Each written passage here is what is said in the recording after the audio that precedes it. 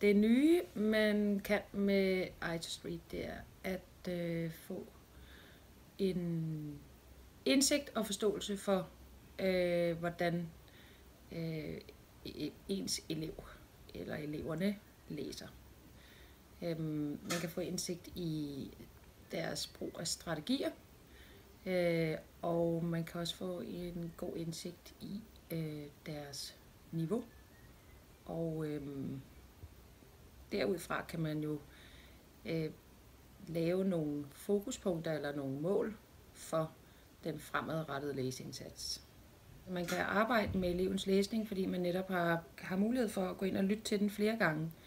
Og på den måde kan man også arbejde mere analytisk med en læsning. Og man kan meget mere præcist gå ind og dokumentere, hvad præcis der ligger af eventuelle udfordringer, men også styrker. Og så tænker jeg, at i den efterfølgende samtale med eleven omkring læsningen, synes jeg, at det er rigtig fint det der med, at man kan læse, eller at eleven kan høre sin læsning, så eleven bliver bevidst om.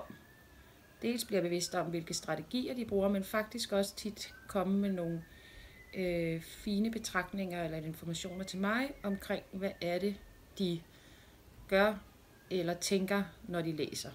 Der er et stort potentiale i forhold til, at når jeg tidligere har skulle som vejleder skulle videreformidle elevers læsestandpunkt eller udfordringer, at det kan jo være rigtig svært præcis at gå ind og forklare, men her kan vi jo faktisk høre på en læsning.